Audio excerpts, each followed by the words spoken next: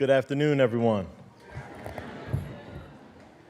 My name is Derek Sims, and I have the privilege of serving as the Program Director of Corporate and Sports Giving for the National Museum of African American History and Culture, and it is my extreme privilege to welcome all of you to the beautiful Oprah Winfrey Theater for today's discussion. I also want to thank everyone watching from home.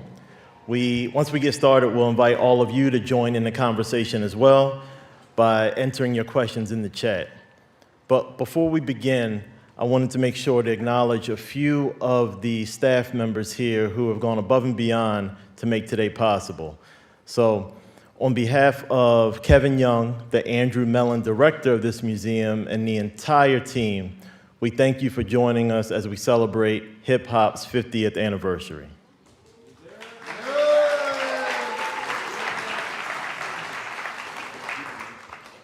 So everyone in this room knows, and everyone watching around the world knows, that the artistry, the innovation, and the global impact that hip-hop has had on our culture and the entire world is incredible. So our museum is here to celebrate that, not just today, but every day. And I'm so excited to bring this esteemed panelist out to talk to you. But before we do that, I have to acknowledge the sponsors that made today possible. Without their support, we wouldn't be able to do the innovative programming that we have been known to produce here at this museum. So I specifically want to thank the members of our Sports Leadership Council, the Brooklyn Nets and New York Liberty Foundation, the LA Clippers, Robert Kraft and the New England Patriots Foundation, the San Antonio Spurs, and the Washington Commanders. Please join me in giving a round of applause for those donors who have invested in this museum and made today possible.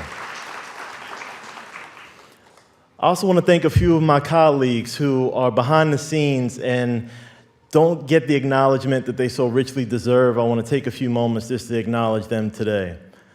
Leslie Walker from our Office of Public Programs, Tiffany Townsend from our Office of Advancement, and up in the booth, our buddy Keith Madden, who serves as our theater director for the museum. They all worked tirelessly to put this panel together, so please give them a round of applause as well.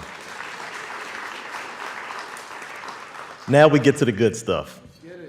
So it gives me great pleasure to introduce our esteemed panelists for today's discussion. As I mentioned, for those at home, please join in the chat once we get started, and I'm going to announce each panelist, and they're going to come out together as a group.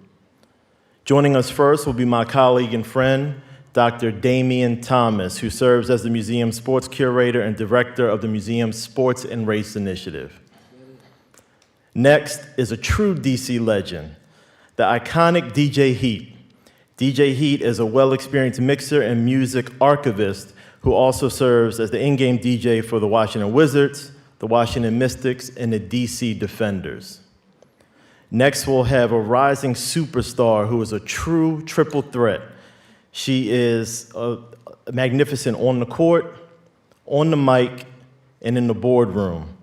Recording artist and key member of the reigning NCAA basketball champion LSU Tigers, Flau'Jae Johnson. Finally, please welcome our moderator for today's panel, senior culture writer for Andscape and frequent contributor to ESPN, Justin Tinsley, who will kick off today's discussion. Thank you all so much.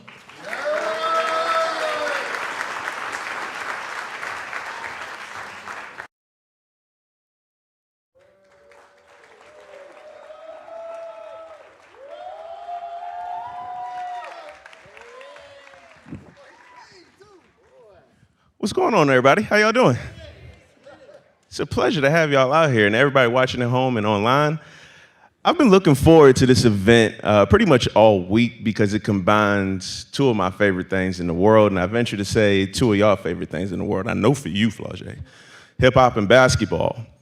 But this is important because hip-hop and basketball have become two of the most powerful forms of self-expression in the world that we've ever seen.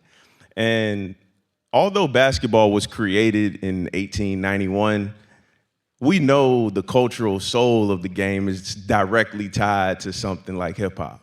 And so the current result, I guess you can say, is just this is why hip hop and this is why basketball have the international appeal that they do. And so I want to jump right into it. And we were talking a little bit backstage about it. And for everybody out there, everybody watching online, I want you all to participate as well. It's kind of like a mixtape of memories in a sense for hip hop and basketball. But what is the first real memory that you have of hip hop and basketball colliding in a real meaningful way? And what did it do to you? For me, it was like Mike. Yeah. It was just like seeing Lil Bow Wow, like playing in the league, and he was Lil Bow Wow, but then he was Calvin Cambridge. And so for me, it was that bridge between like hip hop and then basketball. And I just watched that movie so many times. I lost count. But I remember we're playing bad. I remember that to this day. So, mm-hmm. Calvin was hooping in that movie, though. Yeah, oh, God. He was dunking and everything. Yeah, Calvin was hooping. For me, it would probably be, I don't know if anybody remembers this album or these videos coming out in the 90s where a bunch of NBA players actually put out an album called B-Ball's Best Kept Secret. Hello. Like, I remember, like, the video that played all the time on the box was Cedric Ceballos, and he had a song called Flow On, Flow On. He was rapping. I think Warren G wrote his lyrics for real for it. And it had, like, Gary Payton had a song on the album, like Isaiah Ryder. It was crazy. So if y'all Google it, B-Ball's Best Kept Secret, it was a whole album. It was a compilation of NBA players rapping. So that's my early memory. You really dug in the crates for that one. I'm showing my age. I like that. I like that one. For me, it was the day that I got my Georgetown jacket, starter jacket. Ooh. It's a fashion statement. Ooh. Georgetown, growing up in Los Angeles, we thought Georgetown was a HBCU because of the way that they played, that identity. And so for me, it was getting that jacket and really thinking about the meaning of sports. Those are three really good answers. I guess if I can answer my own question, it's either one or two things. You remember that episode of Fresh Prince where Will was playing and Marcus Stokes, a.k.a. G-Money from New Jack City, was on the other team, and they were vying for that spot at Georgetown? I was like, damn, the dude who did Summertime can hoop. Like, I never knew. And so it's either that or Above the Rim. And that's a very important movie. Obviously, it's based off street ball culture in New York. And of course, Tupac Shakur is in there. And so I really remember, I was like, wow, like, those two worlds collided in a real seamless way. So continue to think of you all's own first memories of that, because I think that's like a really cool like time capsule thing that we can do. But I want to float over to the next question. I want to toss this to Flau'Jae and Heat. We're talking about the 50th anniversary of hip hop, right? But there's no way you can talk about that without the impact of women. Now, we talk about DJ Kool Herc, and he was DJing at the party that night, but whose party was that? Is his sister Cindy's party. And she has since become known as, the first lady of hip hop. So I want to ask you all, and I understand, these conversations can get really nuanced and complex, but looking at the next 50 years of hip hop, what type of opportunities and, situations do you want to see for women in terms of just continuing to establish their foothold in both of these worlds? And how can that improve things? For me personally, what I want to see is like a female Jay-Z in like hip hop. I feel like there's like Rihanna. She's like a billionaire because of her makeup and cosmetics. But like I'm talking about like a female hip hop rapper that uses that hip hop platform and elevates it into something that's like big business. You know what I mean? Like that's the route that I want to take with it, and that I want to see more women take with it. Because I feel like, no offense, but like, women, we make the world go round. And so the fact that women can now be dominating a male-dominated industry, I feel like we also got that power to take it to the next level in a business sense too. You know what I mean? So for me, that's where I want to see hip hop go. I love where we at right now though. Like the girls are killing it. No, y'all are really killing it for sure. Most deaf. For damn sure. Definitely love where we at. I think I want to see a woman in hip hop become that household name across everything. So, you know, like how people say Snoop Dogg can do anything. Like, he could still do gangster rap, but he could do a show with Martha Stewart. He could put out a kid's album. I want to see a woman like that. I know we're close. We all love what MC Lyte is doing, you know, with her career. We all love what Queen Latifah is doing. But, you know, I would like to see somebody from this next generation, like, take over. Because, like, the money is out there even more now in hip-hop. So I would love, you know, for the young ladies to think long term about that. Like, all right, I'm getting this hip hop money by performing in the concerts and all that, but let me branch out. So, you know, I could, 20 years down the line, I could be like a Snoop Dogg and I could put out, you know, a gospel album, children's album, reggae. Like, Snoop has put out every single type of music you could think of. Hear me out on this. Since we're talking about these opportunities out there, and talking about the female Jay-Z, I would love to hear Cardi B host Shark Week. I think that would be the most amazing thing ever. Like, Snoop did it, and it was the most, like, entertaining thing ever. I know Cardi B could make that entertaining. I know she could have an amazing cooking show. So those opportunities are out there. Damion, I want to toss this next question to you. We know how hip-hop and sports have been vital and critical in terms of conversations around race. What is the role of hip-hop in sports, and hip-hop and basketball, rather, in terms of bringing these necessary conversations around race relations, around, you know, bigotry in all walks of life, and how can they improve on that or elevate in these next 50 years of hip-hop? I think the role that hip-hop and sports have both played has been to elevate the voice of the common man. One of the things that we often see when athletes and hip-hop artists begin to speak, it's in response to the masses. It's in response to the people on the ground in Ferguson. It's in response to people standing up. And what they're able to do is to amplify that message. They're able to say that, no, it's just not in that one community, or it's just not that group of people. But this is a conversation which we have to engage as a nation. And what their voice does, it allows, or it doesn't allow people to hide behind the idea that it doesn't matter to them. And I think that's what rappers and athletes have done most effectively, is to give voice to everyday people. Absolutely. I mean, you can look. You can look at just the last decade alone in terms of who's helped bring these conversations to light. I look at a song like YG and Nipsey Hussle's FDT. I cannot say what that acronym stands for FCC regulations right now, but you've probably heard it. And I look at, you know, what the ladies in the WNBA have done in terms of bringing out workplace equality in terms of pay, what they did for police brutality. So when we have these conversations, they're not just supporting characters in these conversations. In a lot of ways, they're leaders. Yeah, no, for sure. So, Heat, I want to come back to you for a second. Obviously, you know, you DJ the Wizards games, and you've been a mainstay in this city for a long time, in just both sports and music. So, what ways have you seen, you know, sports and hip hop like positively, you know, impact the community? Because we've seen basketball, we've seen hip hop, sometimes justifiably, a lot of times unjustifiably, you know, be critiqued in negative ways. So how have you seen these two worlds positively impact the DC community in particular?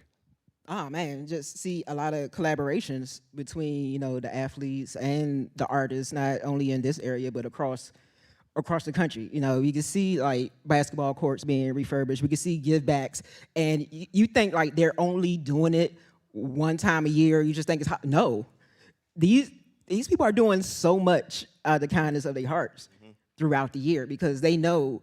I think that's one thing about sports and basketball, because like artists and athletes can relate to each other in a sense that they both come from like the same backgrounds or like upbringings. Some of them do. And they can relate. So we're like, you know what, once I'm on, I'm going to give back. So that positivity is definitely there, despite how everybody likes to like, oh, they this, or that. You know, everything doesn't have to be for social. Like it's a lot of kindness going on where everybody doesn't have to film it. Like, hey, I'm giving out a turkey right now. Nah, you don't have to do that. You know, you mentioned something like not everything is for social, and I saw something on. They used to be called tweets. What are they called now? Are they X's? X's? He just renamed them Post. or is it post? Yeah. There was one, and there was a picture of like, what's the one thing about this athlete that a lot of people don't know? And a picture, it was a picture of John Wall. And I was like, yo, obviously John Wall was a mainstay in this city for a long time. He was, obviously probably the best point guard in Wizards history. But so much of what he did for the communities around here never made national news. And so, like, when I think about how DC will remember John Wall, they'll remember him as a great basketball player, at least they should, but he's also a guy that really stood tall for a lot of people in this city that otherwise, their voices would have never been heard. Yeah, and his relationship with the artists in the city as well. A lot of people don't know like how John Wall's relationship was with DMV artists here. Yeah, Shy Glizzy, I know Wale, all them too. So, Flau'Jae, I want to come back to you. Obviously, we're talking about impacting communities in a positive way. Can you speak on any projects or initiatives that you've participated in that have kind of blended, both of those worlds to influence your community? Yeah, so I just actually did a give back in my hometown. I did a 3-day weekend. I saw that. Yeah, it was so dope. So, as y'all know, well, if y'all don't know, I go to LSU. I'm a college athlete. Just won a natty, you know what I mean? Nah. Not the, you know what I mean? Can I interrupt you for a second? Yeah, go ahead. Because you're underselling yourself. This is the first ever Hooper rapper that won a national championship. First ever. Most dope. And y'all know now we can profit off our name, image, and likeness with NIL. And so I partner with all my NIL partners, Puma, I got a shoe deal with them, JBL, Mama, Experion, Mama, DTLR. And so I think I'm forgetting, but thank you. I didn't even mean that was all. I didn't even mean that. No. Run your stats off. Most definitely, but I wanted to tell them, like, I need to give back to my community. Like, they need to see this. Like, the kids have to see this. So we did a 3-day weekend. The first day, I went back to the Boys and Girls Club where I played at, spent all my time. I gave back $10,000 on the first day. And then, thank you. Yeah, and then the second day, I did a meet and greet. I got to meet and greet all the fans. It was amazing. And the third day, we did a 6-figure give back. We gave away school supplies, clothes, headphones, everything. We had a stage, we had cookouts, we had blow up things for the kids, and it was just amazing to see. Like 3,000 people came out, and I was like, damn, we don't got enough stuff. but it was just dope to be able to come. Like, we were supposed to do a 3v3 tournament, but it got too hot and everybody had to leave.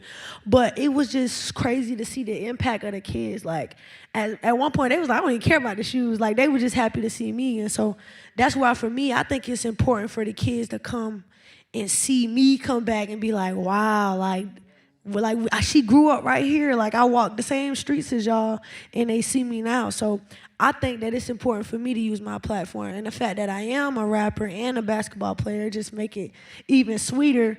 But I like to show them, too, that, like, education is key, too. Like, I'm still a college student. Like, I tell them that's why another thing, thank you. They be like, you to get out the hood, you gotta rap or you gotta play basketball, right? And I'm like, damn, I do both, so I can't be like, you know what I mean? But then I'm just like, so I made it my mission, like, I'm gonna go to college and I'm gonna get my degree so they can see, like, I did all three, you know what I mean? So it's like, it ain't like no excuse, you know what I mean? So I feel like my impact in my community from the start right now, what I'm doing at 19 has been great, but man, I know I'm gonna do so much more in the future, for sure. Speaking of the future, the immediate future, and Mom already asked you if I can mention this, another great honor that Flau'Jae is about to have on August 24th. She's about to have an intersection in Savannah, Georgia, named after her. Yeah, that's crazy. I can't even tell you what I was doing at 19 years old. It was not getting a street named after me. Yeah, nobody get pulled over on Flau'Jae Johnson Street. I'm saying. Yeah, I know that's right. Yeah, I want to prompt everybody in the audience and everybody watching online. If you have any questions, please feel free to get them ready because we will be asking them. So please get them ready. And again, your mixtape memory, your first, intersection of hip hop and basketball. So, Damion, I want to come back to you again when we're talking about the role of athletes and artists and within society. We've seen artists, speak on things like racism, sexism, mental health awareness, workplace equality. How have those conversations brought forth by these athletes and these artists changed the scope of the conversation over the course of the years? Because, we're not having the same conversations in 2023 that we did in 2003, hell, let alone, 2013. So how have they changed that scope? I think back to when I was in college, and a lot of people around my age, didn't think that protesting, this is a post-civil rights generation, protesting or marching or making stands was the most effective way to bring about social change. And I think what these athletes and artists have been able to show is that when they come together in a united front and each support each other, that they can make change. And I think what's also been important to see, particularly in the world of basketball, how athletes have been able to generate different revenue streams so that they aren't dependent just on the NBA or just on the WNBA, has really empowered them in ways that we didn't see before. Because prior to this current generation, the 21st century, people's primary money was always tied to their athletic ability. It's sort of interesting. You think about LeBron James, first contract he signs with the Cavaliers, 4 years, $16 million. At the same time, he signed a $90 million Nike deal. And so I think it's athletes recognizing that they have to have some sort of financial independence. By having financial independence, it also gives them independence with their voice. And now we see them in a different position and have really changed our expectations of what athletes should do and who they should be. Absolutely. That's a phenomenal answer. Thank you so much for that. Heat. So I want to ask you a question about this. We talked a little bit in the back. What is the most memorable intersection of rap and basketball in DC history that you can remember? And why is it Jay-Z and LeBron versus Deshaun Stevenson and Soulja Boy in the 2008 playoffs? I'm not sure if y'all know about that story.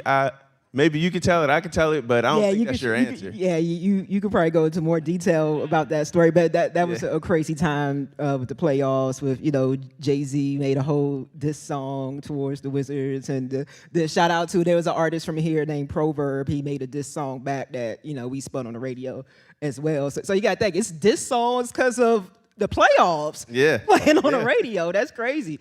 But for me, the memory is, about the show by age again. So remember when Chris Webber played for the Bullets? Yeah. Ooh.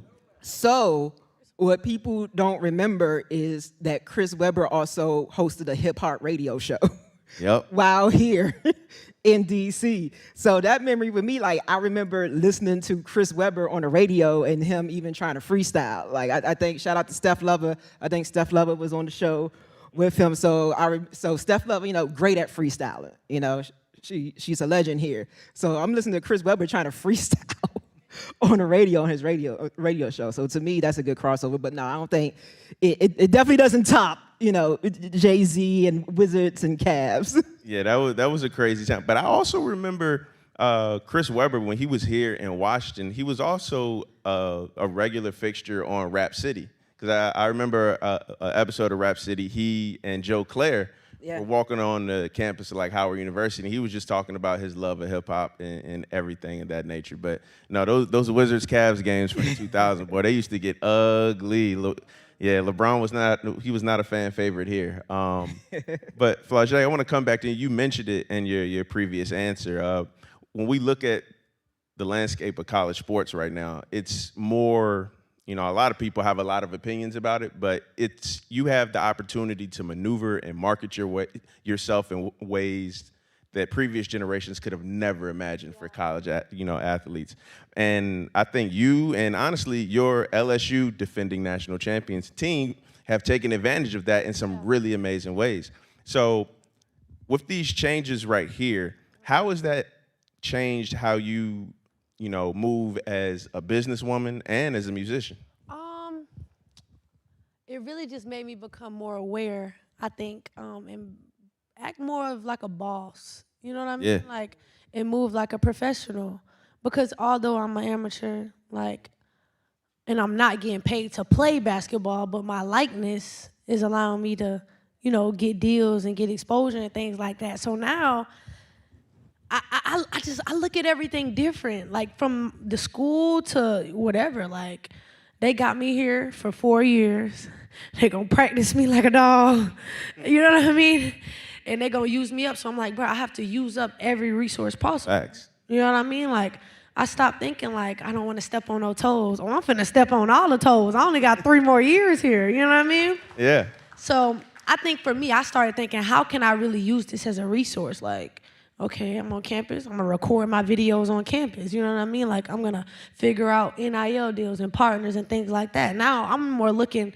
I'm at the games. I'm not even looking at the game. I'm looking at who are the sponsorships on this scoreboard That's real. that I could get connected with. You know what I mean? Because I'm thinking more in that sense. And so, but for me, it's always like keep the main thing, but always educate yourself. Because if I didn't do that, then I wouldn't be learning about all the stuff that I do. Like, I changed my whole major and my minors. Like, first I was in school for sports management and marketing, and I was like, no, I want to do business. Yeah. I want to get into finances. You know what I'm saying? Things that's gonna help my career. So I think that I just changed my mindset from more of not like employee, because I never want to be employee, but more of like an entrepreneur mindset, like a boss. Like, I want to have employees, you know what I mean? So I started thinking in that mindset, and I know that NIL is like the funnel for that, because it's the first time that college athletes really get to excel and use that platform. Like, I was watching a documentary, and I didn't even know it was like a Fab Five, right? Oh, man.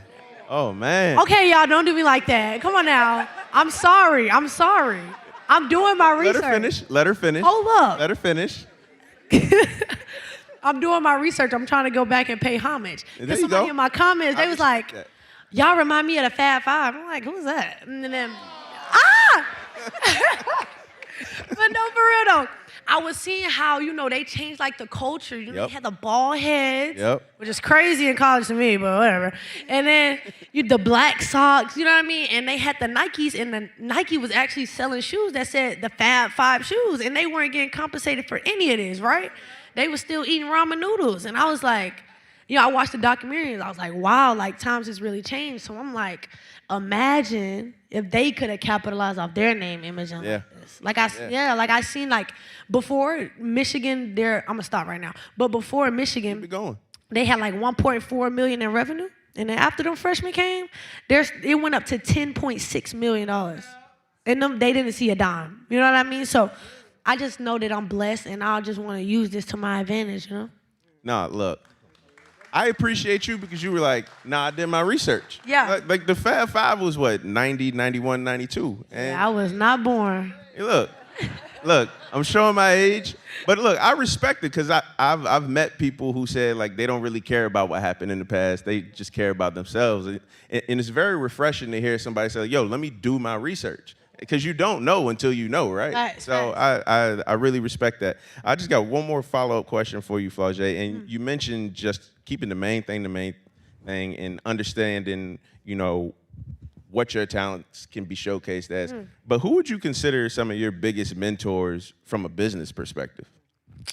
Man, I ask a lot of questions. There you go. Nobody has took me on their wing yet, but as soon as they do, I will. But I do a lot of research. Like, I listen to a lot of podcasts. Wyclef, that's my mentor. Wyclef, he really has been teaching me a lot, not only about music, but business, and then just how to be as a person. I really look up to like I follow Dame Dash and kind of his philosophies.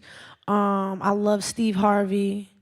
It's a rapper. He get after the bag. Yeah. Oh man. If there's a bag to get, Steve He got it. It's a rapper in LA. His name is La Russell, and I really love what he does. I don't know if y'all know, but he sells his music like directly to his fans. They're able to buy music. He has this thing on his website where it's like pick your price, and and this man came up off of that. So I like stuff like that. And I'm real business minded. Like I just love to learn. I really love Earn Your Leisure. I watch their podcast all the time. And so I'm just always eager to like learn more. So I just try to educate myself. It get kind of frustrating at times. I really need somebody just to pick their brain, but hopefully if somebody's watching and want to mentor me, I'm here. And look, that is coming. That is coming. What's that? Heat, I want to come back to you. Obviously, you're so well-versed, entrenched in just the music scene and the sports scene here. How have you seen an expertise in both benefit you, from a business perspective? Oh man, both, because it's wild. Like music and sports has become my life. And it's a blessing. So like I've always loved basketball since coming up. I suck at playing it. I've always loved music and DJing. So to be in the opportunity in a field where I travel the world to do sports and music, like that's the real benefit, to be here on stage, like, talking about the intersection of basketball and music, and just the opportunities to show people. The main thing like now I'm really, really focused on is showing other people, especially artists, how much of a career opportunity and money that there is when it comes to music and sports and music and basketball, just music and sports, period. Meaning, so we watch games, you hear people come out with an anthem for a song, like, oh, this is the official song of the NBA Finals, or this is the official song for this and that. All these teams need original music now, because what has changed is, we've all been a victim of posting something online and we using a song and we get hit with a copyright because they're like, it's not your song. That was happening to sports teams as well. I remember when the Houston Rockets account got deleted because... I do remember that. Yeah, because they posted something with a song. So what's happening now? Teams are tapping in with artists and producers in their cities to make original music. Like, I'm blessed that, last season for the Wizards, I had an idea for our 25th anniversary season to have DJ Kool remake Let Me Clear My Throat for the Wizards' 25th anniversary season. So all last season when we had our classic throwback games, this video would play, and it's DJ Kool, and I went in the studio with him and everything. So that's one idea. I had a friend that made original beats for Mystics and Wizards, because another thing that we're dealing with is during games. You hear beats playing during games is getting to a point where they want me to play original instrumentals during games so they could post the highlights on social media. So I tapped in my homie who makes beats. Hey, I'm playing his beats at games this season for the Mystics. I was like, you know what? They was looking for an idea for a song. Like, how about we do an original song? The Mystics had never done an original song before. I tapped in with an artist that I know from the area, have somebody produce it, come up together, boom. So before a game, like I'm literally almost crying because our hype video when it plays is like this is my idea right here. So thank you.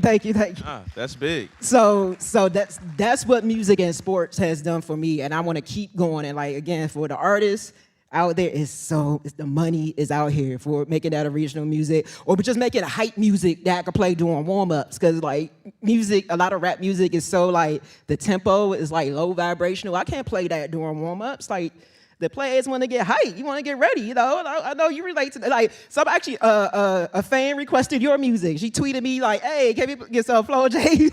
Well, look at that. Look at that. Yeah, because your music got that energy and it's hype. So that's things to think about, man. I know we just think about rap, but from everything from producing, just intro videos, just songs for the season, all that. So.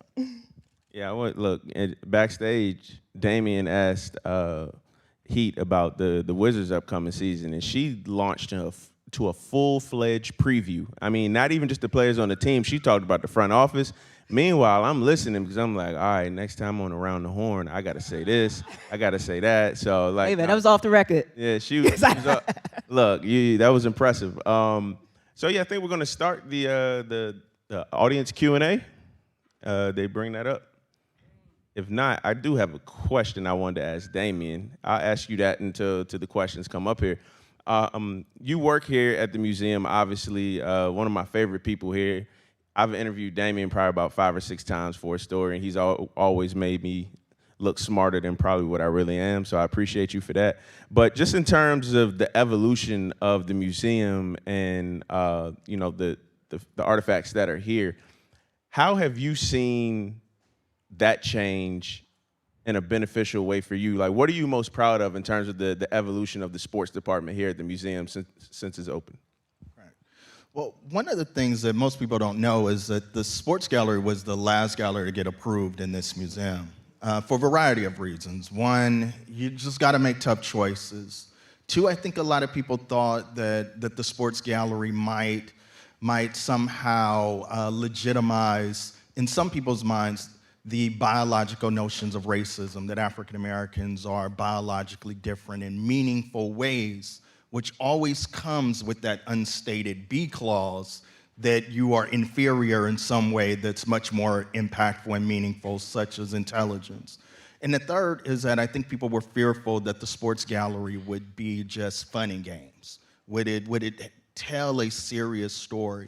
And so what I am most happy about with the Sports Gallery is that people who don't like sports, and I mean the people who can't tell you the difference between a slam dunk or a touchdown, don't even know which sport you're talking about, leave out of the gallery with the greater sense of why sports matter and why they matter far beyond the playing field.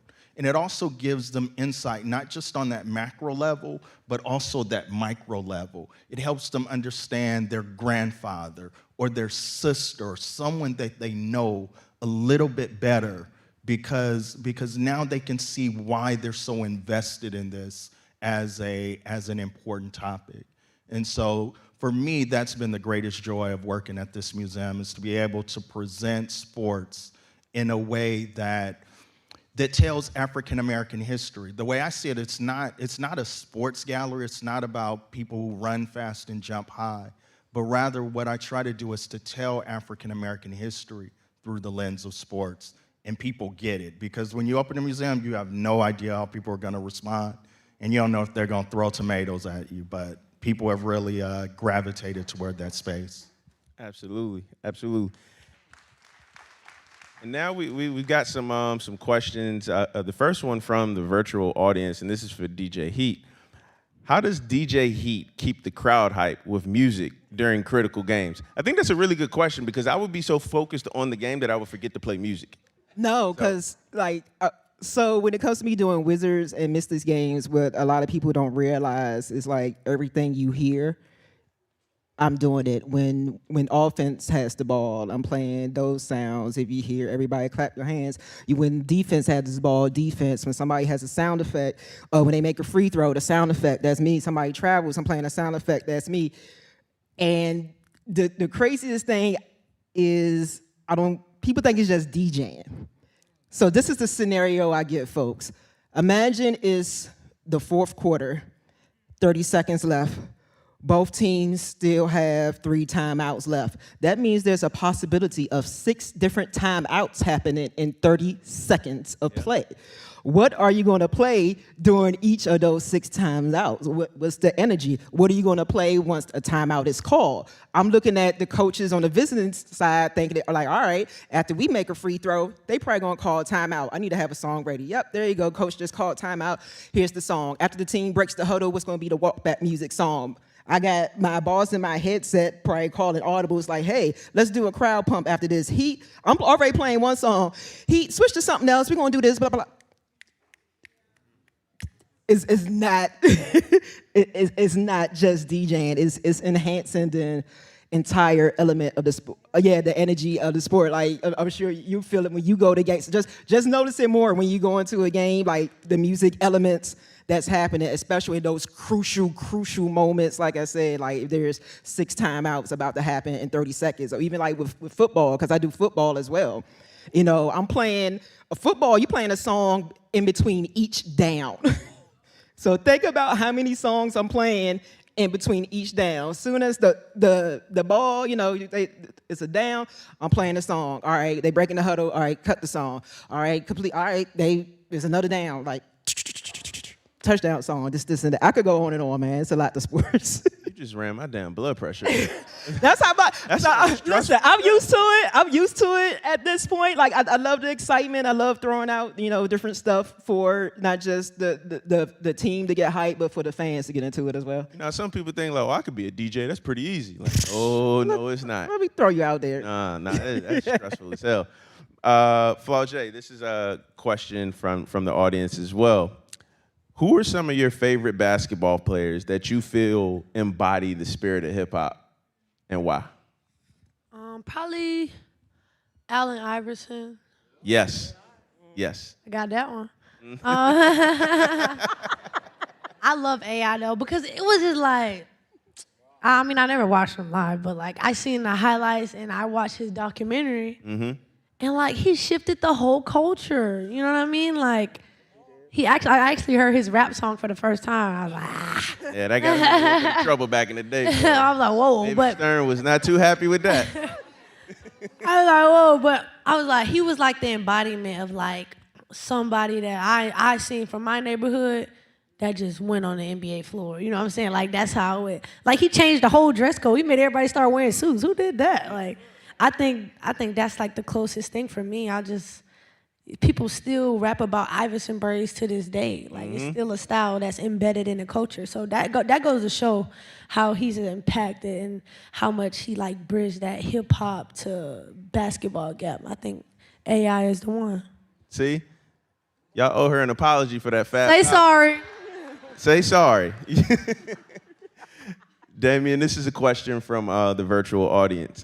Can you speak about any artifacts in the museum that highlight the connection between hip hop and basketball? Cool. The first that comes to mind is the Georgetown starter jacket. When the museum opened, made sure that we had that. To the LeBron James, couple LeBron James items. One, the Sports Illustrated magazine when he was 16 years old, still in high school, junior in high school, on the cover of Sports Illustrated, labeled The Chosen One. Key moment. LeBron James, once again, wearing the black and white shoe that said equality. Those are in the museum's collection. I think the WNBA's opening slogan, "We Got Next," which I still think is one of the greatest slogans in sports history. Absolutely. Is in the museum. Absolutely. So those are a couple. And I'll point out one more. We have Kobe Bryant's jersey. Before he passed away, he's a $1 million donor to this museum. Wow. Wow. And he came to the museum, and I got to spend about 45 minutes with him talking sports and talking about his legacy. And then I said, Kobe, I know you donated $1 million. Can you donate a jersey? And he was like, yeah, sure. And so he sent an NBA Finals jersey. Wow. But then when I did some more research, I started laughing because it was from the finals that they lost to the Celtics. It's like the ones we won, I'm keeping those. You had this. Yeah, that's the most Kobe Bryant thing I've ever heard in my life. That is the most Kobe thing I've ever heard in my life. So Kobe. Yep. This is from the virtual audience as well, and I believe this is just for everybody. How do events like AllStar Weekend, NBA and WNBA, help further the music between, help further the relationship between the music and basketball worlds? Because you can't have one without the other at this point these days. Whoever want to answer first. Like off the top of my head, I'm thinking of not just with the crossover with the different activations and performances that's going on through the weekend, but from like my side of things, from someone that has worked both WNBA All-Star and NBA All-Star, it goes back to what I said about like money being in original music and creating music for sports and licensing, because I forgot which event I did, and I had to do just all licensed music that ESPN sent to me from their library. Actually, I just did that last week. I DJ'd the basketball tournament in Philadelphia, and I was sent a large library of music that is approved for ESPN. So that's what I see. Again, outside of the major artists performing, but if you're trying to think, if you know anybody that's thinking of another route to make money, hey, the licensing business, the sync business, make that original music for sports, man. Because like I couldn't play nothing else. I had to listen to every song and label it what tempo and what it reminded me of, because I'm not familiar. But I was like, oh, this sounds like a Meek Mill type of song, so I'll play it during this part of the dunk contest and so on and so on. Absolutely. Yeah.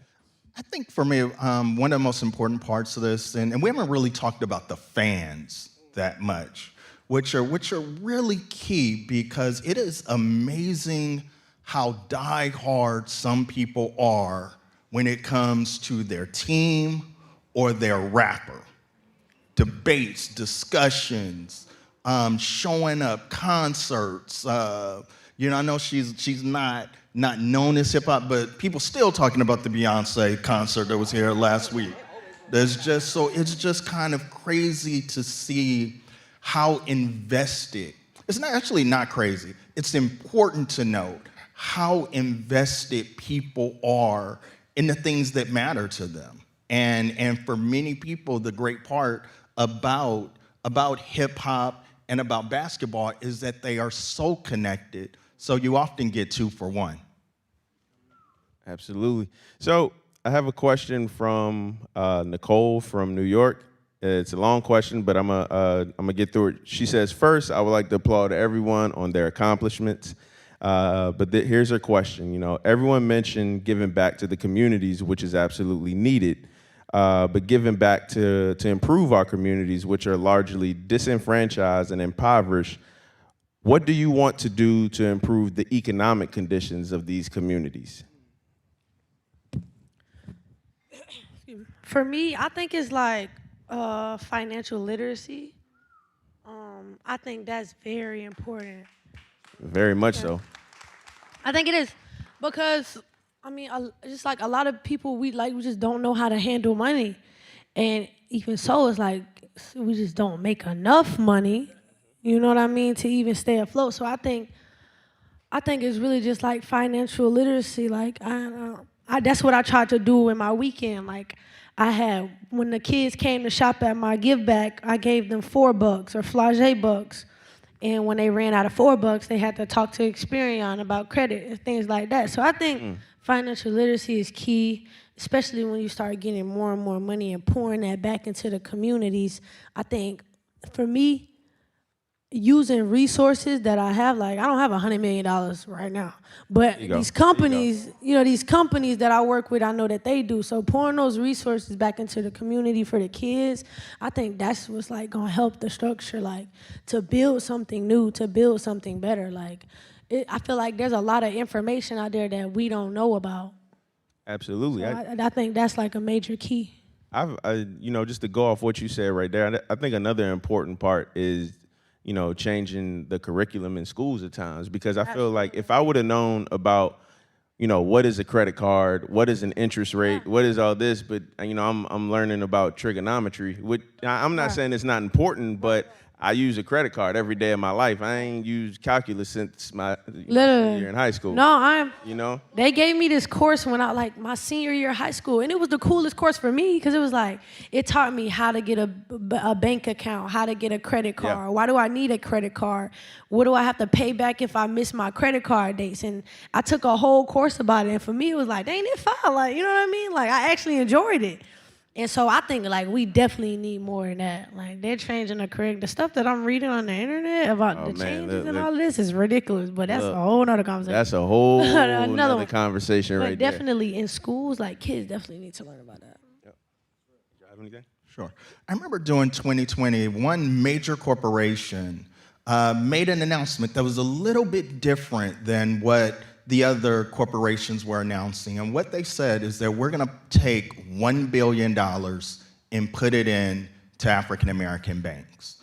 And that was such an important move because for every dollar that you have in the bank, you can loan 10.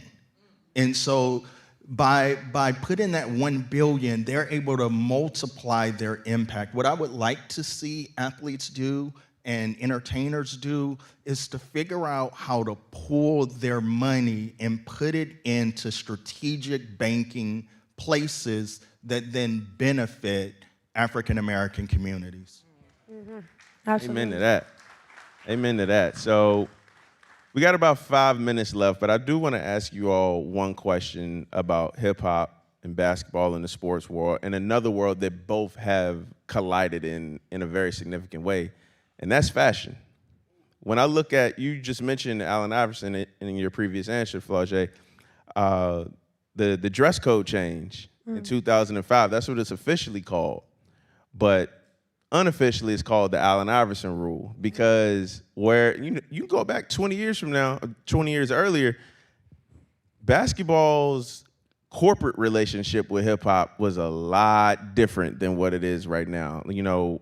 If Allen Iverson played in 2023, he would be this beloved figure in the NBA. But in 2000, he was chastised, he was maligned, he was called everything but a child of God. So the question I want to ask you all is, how have you seen the conversation around fashion in these worlds change? Because it's not just about what you wear, but it's also about policing how you wear it, policing how you wear your hair, policing how you wear your clothes.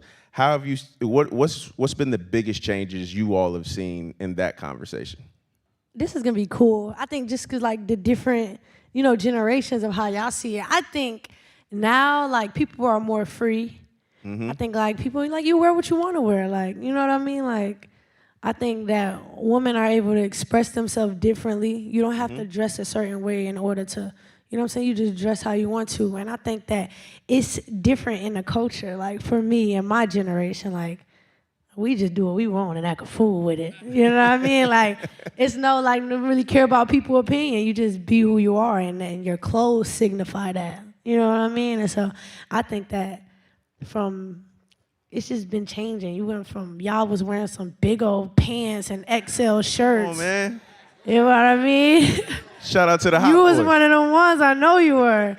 And, now it's skinny jeans and, you know what I mean? So I think that it changes with the time. But I feel like we're, like, this generation is just more free with it. Ooh, Flau'Jae, if you go on my Facebook page and you go back far enough, you'll see me wearing, like, a 5X white tee. Like, For what, though? Like, I definitely was a franchise boy back in the day. Y'all go ahead. I didn't mean to cut y'all off. I'm thinking about the franchise boy image. It's all, like I dressed the same way. I had the like Air Forces and the tall tees. Fashion now is definitely embraced, by the leagues. Like it's tied into it. It's a part of the team culture because we see walk-in fit videos and photos. Like teams have redecorated where the players walk in so the shots could look better. Like I've seen it myself. I've seen I could look at photos from a team like 2 years ago when players are walking in, they take pictures of the fits, to photos now like, oh, y'all got neon lights in the back and all this now to walk in to highlight what the fits look like. So that's a super dope thing right there. Yo, just once I want to do that. Listen, I just want to walk into the arena, Listen, have a camera follow me. Like, it's fun. Back we in the do day, it. I wanted to do the wrestling music, like have Stone Cold Steve Austin listen. as I walk into a room. Now I want to do the basketball walk. No, do it. Let me tell you, everybody that's an employee that's not a player, they be doing it. They be like, yeah, hold on, okay, we going to walk in this way. Yo, hit me with the slow-mo. Yeah, let me get my shot when you walk in. And like one thing that also comes to mind with me is like last season, when Kyle Kuzma for the Wizards, where he wore the giant pink sweater. Oh, man. So guess what we did the following season? We gave away Kyle Kuzma pink sweater bobbleheads to fans because that was such a big fashion moment in sports. It's like, all right, listen, we gonna embrace it. You know, even our mascot somehow made a big pink sweater and came and did a walk-in flick with, so like, we wouldn't have seen this years ago because nobody want to, you know, like you said, you had the big suits and the big giant jeans and all that. The zoot suits, yep. Yeah, even the stylists, you know, people got stylists. I'm fans of stylists. Like, one of my favorite stylists is Courtney Mays. Like, she styles like Chris Paul and a bunch of other athletes. Like, who would have thought that would be fangirling over, you know, player stylists too? Yeah. Yeah. Damion? Sort of interesting, you mentioned the brawl. And what's amazing to me is how many people are not familiar with this incident where Ron Artest goes into the stand. I thought you meant the Alabama riverboat. No. But everybody know that one 2023. That's right. That's right. But when Ron Artest goes into the stand, I still remember where I was when I first saw that footage. Ooh. And the fallout from that was that blackness is not welcomed here. It's the dress code. We are going to go to Europe. We're going to South America. We're going to Asia. We're going to develop all of these basketball players, international players, to come in and replace African Americans. Basketball Without Borders, all over the world, the NBA is trying to cultivate in order to replace. And what's amazing about that moment was how African-American players said, we will not be denied. Okay, you want us to play this way? Because part of the critique also was not just how they dressed, it was how they played. The one-on-one dribbling, improvisational aspects which made the NBA into a mega business is no longer welcome. Okay, so you want us to stand on the perimeter and pass the ball and shoot? We'll play that way too. And for me, the most important thing was about the resilience and determination of people to not be denied. Incredible, incredible. I was at a concert at ODU that night when Malice at the Palace happened. Believe it or not, it was a motley crew. It was Jim Jones and Lil Scrappy. Lil Scrappy did Head Buster like 25 times, so I'm charged up leaving that game. And my homeboy called me on my flip phone that I ran out of minutes with. Yes, to the youngins out there, we had minutes on phone. And my boy called me, he was like, turn to ESPN right now, they fighting fans. I'm like, man, get out of here, bro. And I knew, to speak to your point, Damion, like, I knew a lot was gonna change, and I was dreading the conversations then. But one conversation that I did not dread is this one right here. Y'all have been amazing. It's time to wrap up. Thank you to everybody. That was hard. Y'all have been incredible. I love it, I love it, I love y'all.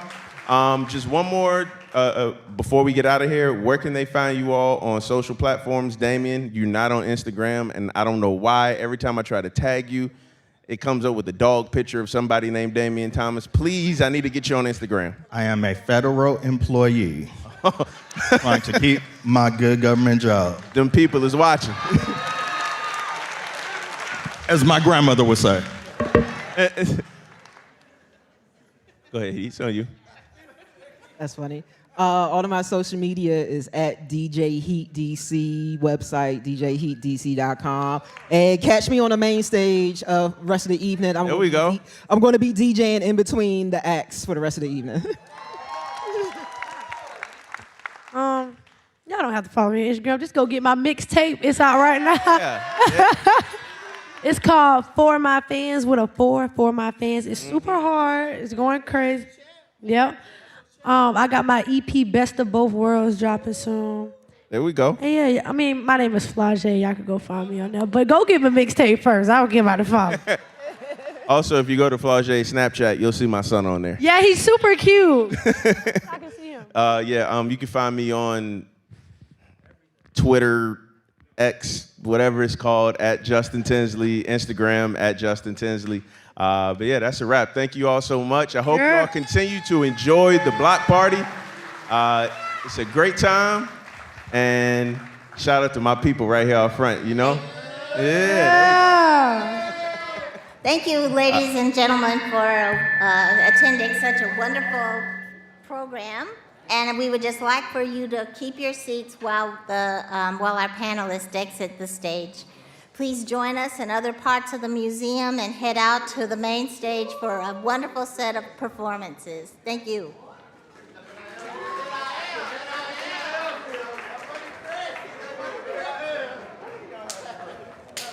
Flau'Jae, how you doing?